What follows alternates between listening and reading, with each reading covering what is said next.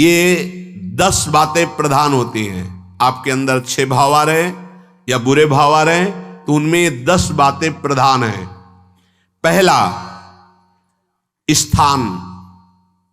आप कहां बैठे हैं, कहां रह रहे हैं, किस जगह खड़े हैं, आपको स्थान देख करके ही बर्ताव में उतरना है।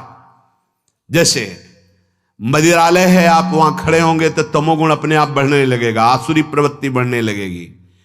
ऐसे ऐसे जिस स्थान पर खड़े होने से, देखने से, बात करने से हमारी वृत्ति बिगड़ रही, उस स्थान का तत्काल त्याग कर देना चाहिए, वहां से हट जाना चाहिए। पहला है स्थान। जैसे सत्संग, यमुना जी का एकांतिक पावन तट, किसी लता के नीचे, किसी संत भगवान के सानिध्य में, अब हमारा ये स्थान भजन वृत्ति बढ़ाएगा। उस व्यक्ति का घर जिसके पास जाने से वासनाएं बढ़ रही, उस स्थान में जहां दृश्य देखने से हमारे अंदर गंदी बातें आ रही, पहला है स्थान। दूसरा है अन्न। बहुत बड़ा प्रभाव अन्न का होता है। अगर अधर्म के द्वारा कमाया हुआ अन्न है तो बुद्धि अधर्म में ही लगेगी।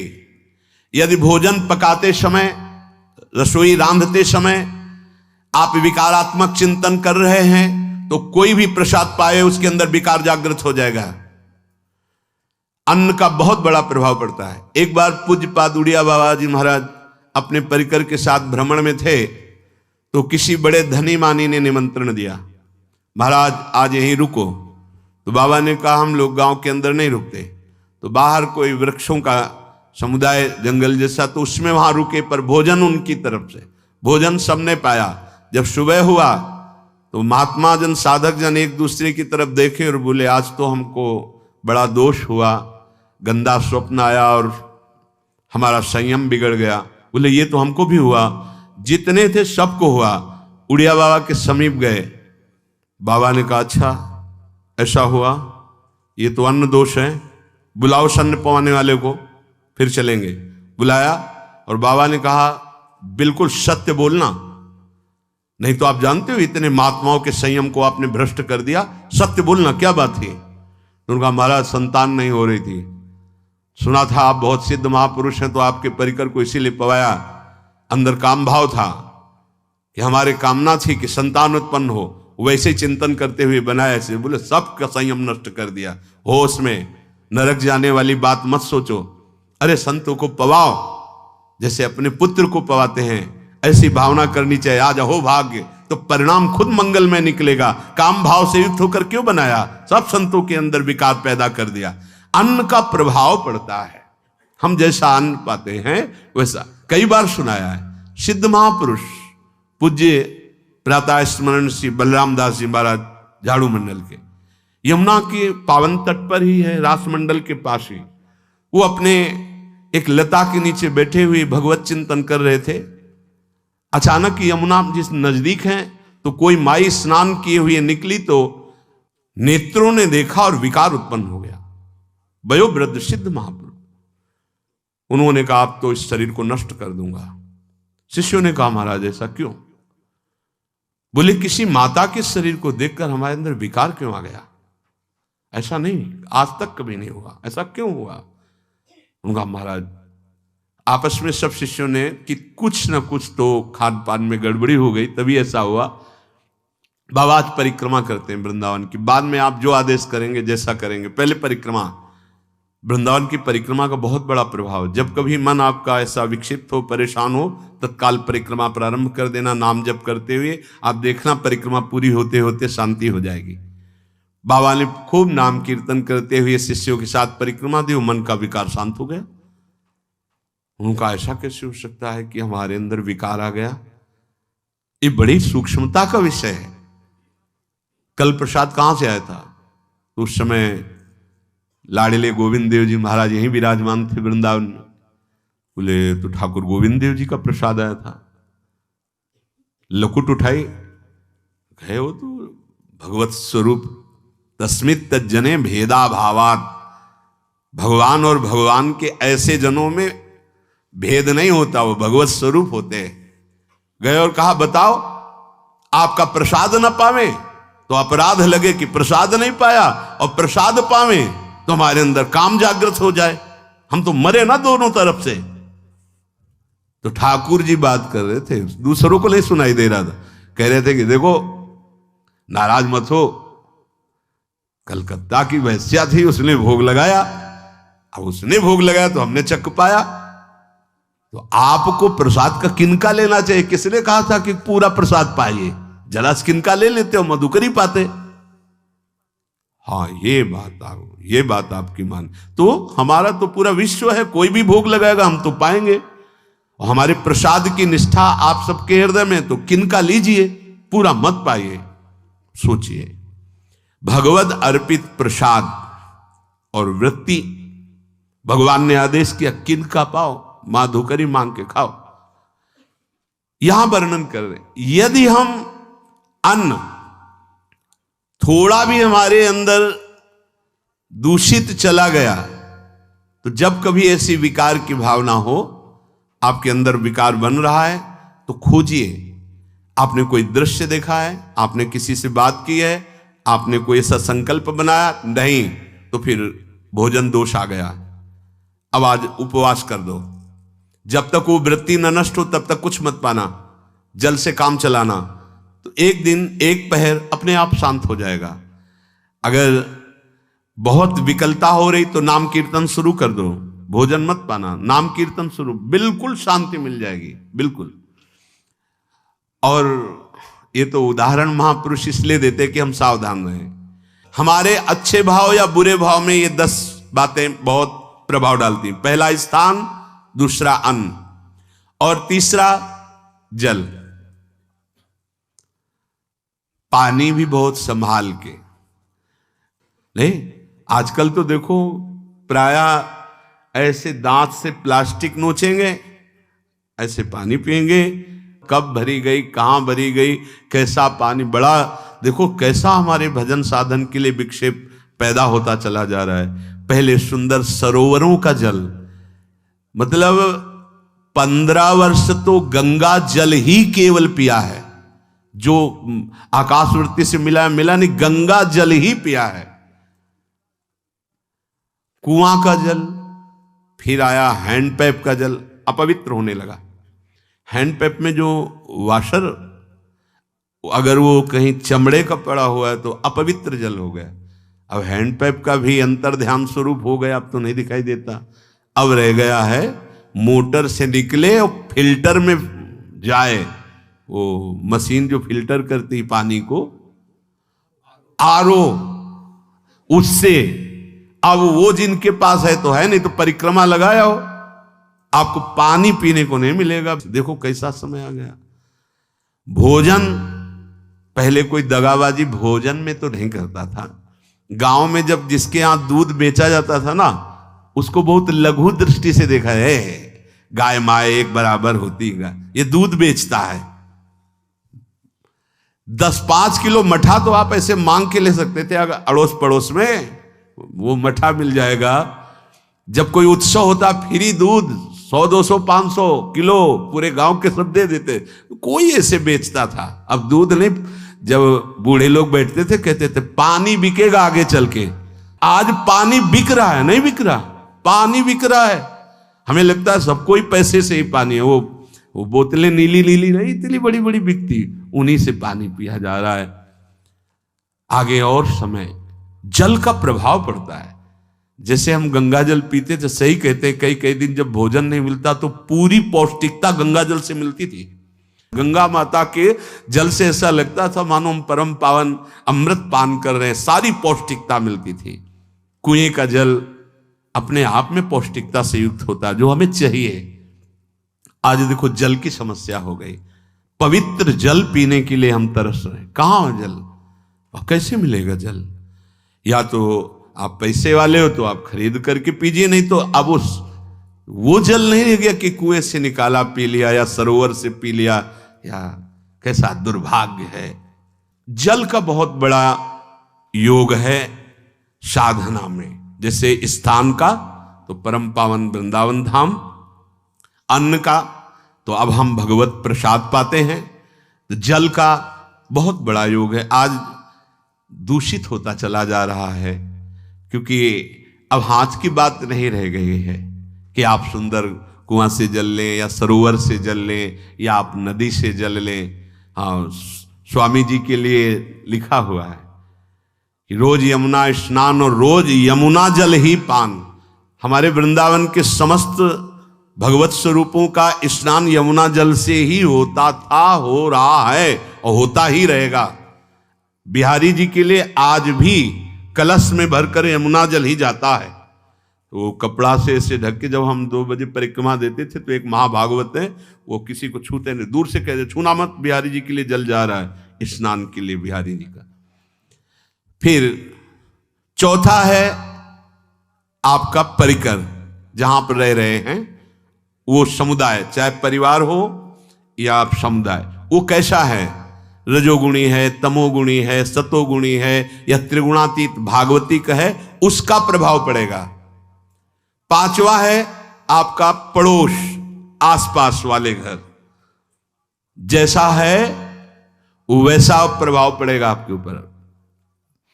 पड़ोस निंदनीय है तो बंधन से युक्त होना पड़ेगा। लंका के पड़ोस में रहने के कारण अगाध महिमा वाले समुद्र को बांध दिया गया, रघुनाथ जी ने पुल बांधा और दंड देने के लिए तैयार हो गए थे सरकार, अग्निबाण संधान कर लिया था, पड़ोस के कारण ही तो ना, पड़ोसी रावण था, इसीलिए आस पड़ोस का बड़ा प्रभाव पड़ता है।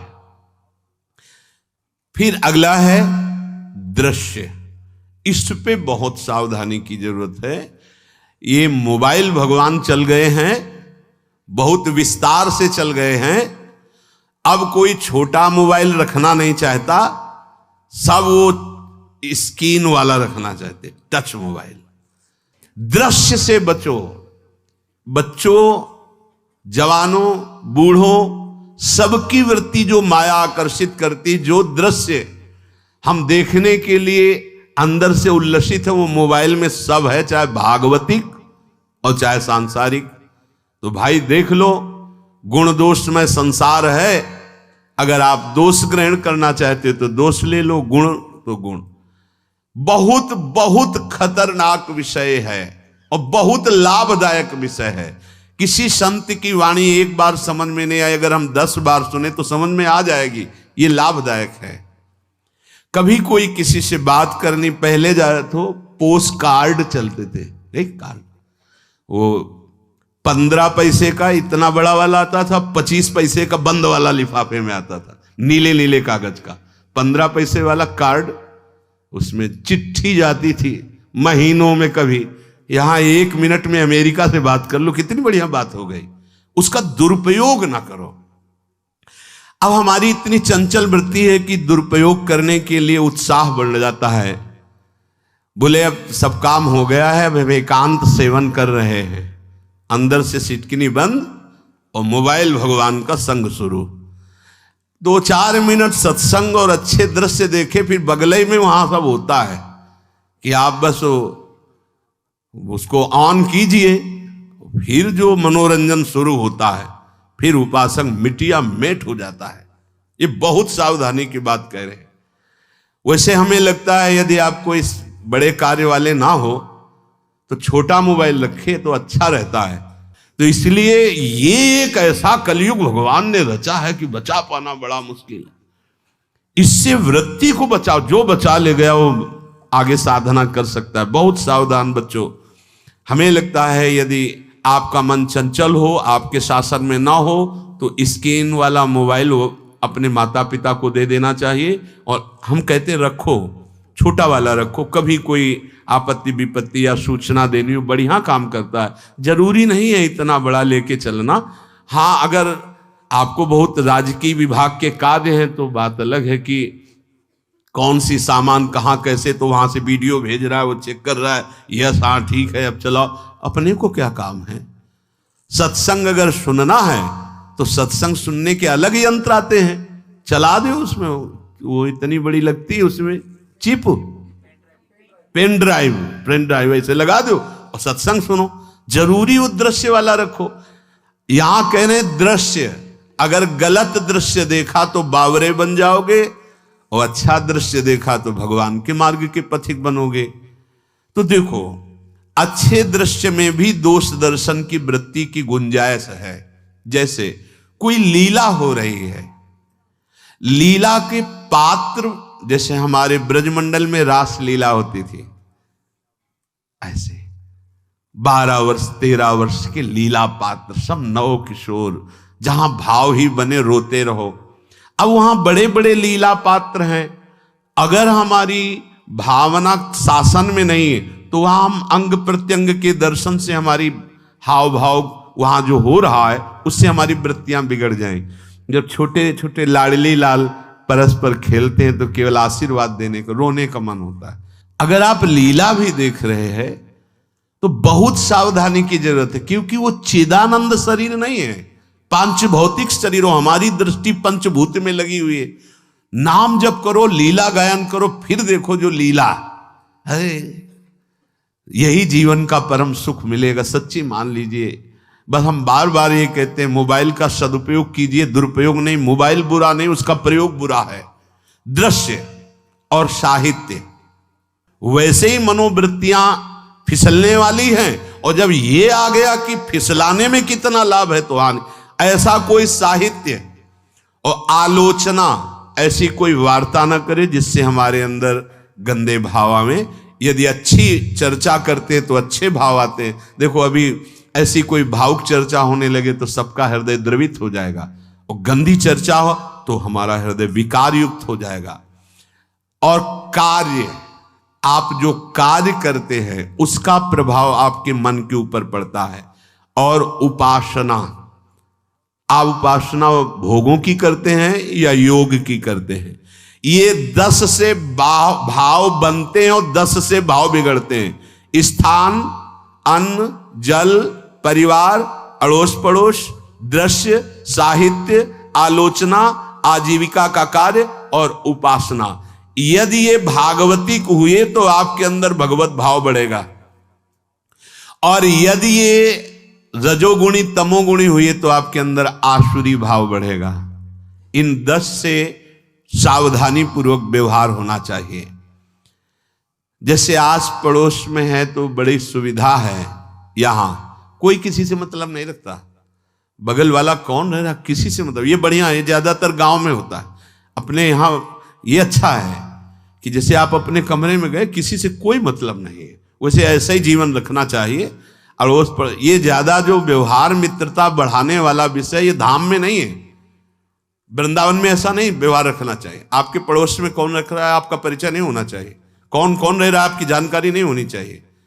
नजर नीची की, अपने कुटिया में गए, अपने ठाकुर जी से मतलब, अपने भजन से मतलब। ना पड़ोसी को कुछ देना चाहिए ना लेना चाहिए। बात समझ लेना कि जैसे आज उत्सव है, उनको हम बुलाते हैं, वो हमारे यहाँ, ये व्यवहार यहाँ नहीं है। बनवासी हो, ठाकुर का भोग लगाया, और अगर आपको बांटना है तो बाहर निकलो, आधा किलोमीटर दूर ऐसी जगह बांटो जो तुम्हें राधे श्याम दोबारा ना बोले। फिर वो तुम्हें बुलाएगा, फिर वो बैठेगा, फिर प्रपंच की बातें होंगी, निंदा स्तुति की होंगी, फिर बड़ी संगोष्ठी होती है, पता चलता है। क्या फायदा ऐसे जीवन से? आप वनवासी हो, समय एकांत में दीजिए, अपनी कुटिया में बैठिए, नाम जप कीजिए, निकलिए, सत्संग सुनिए, ठाकुर दर्शन कीजिए, परिक्रमा कीजिए, फिर अपनी कुटिया में। ज्यादा व्यवहार में नहीं उतरना चाहिए। ये वनवास है, वृंदावनवास। सत्संग का सेवन, रजोगुण तमोगुण का त्याग, तो दुष्संग से आप बच जाएंगे। दुष्संग से बचने का मतलब है काम क्रोध मोह स्मृति भ्रंश बुद्धिनाश सर्वनाश कारणत्वात्। देवर्षि नारद जी कहते हैं, अगर दुष्संग का त्याग हो गया तो आप काम का, क्रोध का, मोह का, जो हमारी भगवत स्मृति का नाश कर देते हैं, जो हमारी बुद्धि का नाश कर देते हैं, जो हमारे सर्वनाश करने वाले हैं, इनका त्याग कर पाएंगे। कुसंग अगर हो गया तो इनका त्याग नहीं हो सकता, बहुत कठिन हो जाता है। भगवत संबंधी तत्वबोध होना, या भगवत रहस्य लीला में प्रवेश पाना, जो अपनी इंद्रियों को भोगों में तृप्ति कराने की कोशिश कर रहे हैं, उनका चिंतन भोगों का ही होगा, तो कैसे तत्वबोध होगा, कैसे लीला में प्रवेश होगा? बस ध्यान देना है, कैसे हो पाएगा? क्योंकि जिस चित्त वृत्ति से भगवदाकार हमें वृत्ति करनी थी, वो तो हमने भोगों के चिंतन में लगा दी, भोग क्रियाओं में लगा दी। एक स्थिति होती है, जब आपकी चित्त वृत्ति भगवदाकार हो गई है, तो व्यवहार में रहते हुए भी विषयान ग्रहणंत मुंचंतु वा, खान पान उठना बैठना है, सब बाहरी क्रियाएं हो रही हैं, अंतर से वो अपने आराध्य देव में सदैव स्थित रहता है। उसका परिचय आपको जब ऐसे महापुरुष का सानिध्य मिलेगा, तो आप विषय सेवन करते हुए भी निर्विषय रहेंगे। आपके अंदर विषयों की प्रियता नहीं रह जाएगी, आपके अंदर एक प्रबल वैराग्य ऐसी धारणा बन जाएगी, कुछ नहीं, कोई भी तुम्हें प्रभावित नहीं कर सकता। यद्यपि खान पान हर्ष आदि की सब व्यवहारिक वृत्तियां हैं, पर उस महापुरुष का प्रभाव ऐसा होगा कि आपका हृदय निर्विकार हो जाएगा। और बहुत ही त्याग की सब बातें की जा रही, लेकिन हृदय भी सही है, तो संग से विषय रंग बढ़ जाएगा। ये देखा गया है। हृदय अगर निष्प्रिय है, जिसका हम संग कह रहे हैं, तो उसका परिणाम निष्प्रिय निकलेगा। व्यवहार में कुछ भी हो, निष्प्रियता ही आपकी बढ़ेगी, निर्विकारता बढ़ेगी, क्योंकि उसकी स्थिति का संग हो रहा है, उसका प्रभाव पड़ रहा है। तो सर्वनाश की जड़ है विषय चिंतन। ये बहुत बड़ी बात है। विषय चिंतन सर्वनाश की जड़ है। यहां विषय भोग नहीं कहा, क्योंकि चिंतन का परिणाम भोग है। पहले चिंतन होता है। साधक ध्यायतो विषयान पुंसः संगस्तेषु उपजायते, संगात् संजायते कामः, कामात् क्रोधो विजायते, क्रोधात् भवति सम्मोहः, सम्मोहात् स्मृति विभ्रमः, स्मृति भ्रंशात् बुद्धिनाशो, बुद्धिनाशात् प्रणश्यति सर्वनाश। कैसे हुआ? ध्यायतो विषयान पुंसः, विषयों का चिंतन। इसीलिए अनन्यश्चिन्तयन्तु माम भगवान आदेश करते हैं। विषय चिंतन न होने पावे, बिना चिंतन किए आपको कोई भी सुख नहीं मिल सकता। आप देख लीजिए, जगत के किसी भी भोग का सुख नहीं मिल सकता। चिंतन से ही आपको सुख की अनुभूति हो रही है। अगर आप चिंतन ना करें तो आपको कोई सुख नहीं मिल। आप चिंतन उसका घसीट लिया गया। अगर सुख होता तो भोग में मिल जाता, नहीं मिला। क्यों? कि बोले चिंतन नहीं। किसी को किसी गाढ़ विषय के चिंतन में फंसा दे, फिर उसके सामने भोजन रखे, खीर में नमक डाल दे, सब्जी में चीनी डाल दे, और गाढ़ विषय में फंसा दे। तुम्हारा लड़का जो अकेला था, वो ऐसा ऐसा दुर्घटना हो गई, वो अस्पताल में, अब जल्दी से भोजन पाओ और निर्णय बताओ। वो बिल्कुल नहीं बता पाएगा कि खीर में नमक था, सब्जी में चीनी थी। उसका चिंतन वहां फंस गया। अगर ऐसे चिंतन हमारा प्रियाजू में फंस जाए तो संसार के सब क्रियाएं होते हुए भी वो परमहंस है, वो विदेह है। चिंतन, हम लोग चिंतन में चूक कर देते हैं, तो फिर क्रियाओं में हमको बंधना पड़ता है। नहीं, सच्ची माने कोई भी क्रिया उसे बांध नहीं सकती। तो क्या जिनका भगवत चिंतन होता है वो असत क्रियाएं भी करते हैं क्या?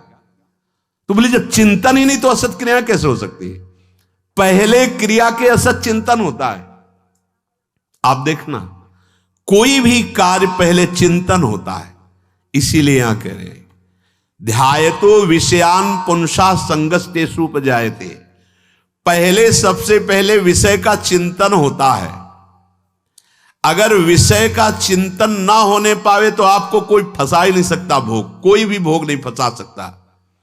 जहां विषयों का चिंतन हुआ तो संग की प्राप्ति, विषय भोग की प्रबल इच्छा, प्रबल आसक्ति, और वो जो चिंतन हुआ था वही आपको सुख दे रहा है। वही, वहां सुख नहीं है, आपके चिंतन का वहां सुख। जैसा चिंतन, अगर आपका चिंतन विक्षिप्त कर दिया जाए, एकाग्र ना होने पाओ, तो किसी में आपको सुख नहीं मिलेगा पक्का। अगर वही चिंतन सावई मना कृष्ण पदार विंदे हो तो कोई सुख है। गोपी जनों के पति भी हैं, पुत्र भी हैं, पूरे परिवार की सेवा करती हैं, और बड़े बड़े परमहंस उनकी चरण रज वंदना करते हैं। क्यों?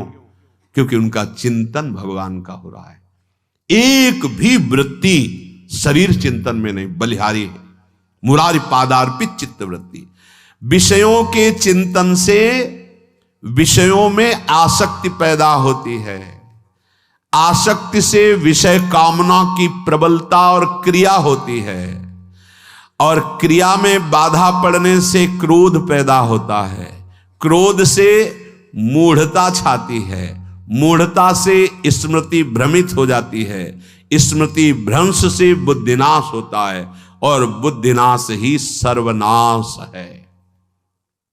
इसलिए चित्त का निरंतर अधिक समय तक सावधानी पूर्वक भगवन नाम में, भगवत लीला में, आप सब भगवत कृपा पात्र जन है, चिंतन न बिगड़ने पावे।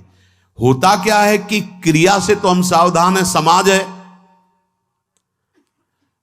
क्रिया से तो हम सावधान, क्योंकि समाज भी है, व्यवहार भी है सामने, लेकिन चिंतन तो कोई नहीं जान रहा ना, अंदर ही अंदर हम क्या चिंतन कर रहे हैं। तो साधक चूक कर बैठता है।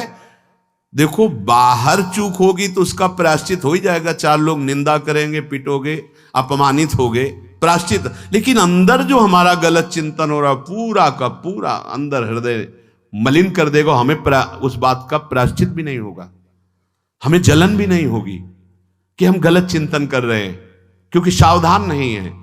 खास बात साधना में चिंतन संभालने की है। काम क्रोध मोह स्मृति भ्रंश बुद्धिनाश सर्वनाश कारणत्वात्, देवर्षि नारद जी कह रहे हैं। चित्त का जहां अधिक चिंतन होता है वही हमारी तन्मयता बन जाती है, वही हमारा स्वरूप होने लगता है। बोले बहुत कामी पुरुष है, बोले बहुत क्रोधी पुरुष है, बोले बहुत नीच पुरुष है, पूरा संबोधन होने लगा उसके लिए, क्योंकि वो उसी चिंतन से, वैसी क्रियाओं से। अरे बोले तो बड़े भगत हैं, भगवान के स्वरूप है साक्षात। जो हम अधिक चिंतन करते हैं वही क्रियान्वित होता है, जो क्रिया होती, चिंतन होती, वैसे हमारा स्वरूप बन जाता है, वैसे हमारी स्थिति हो जाती है।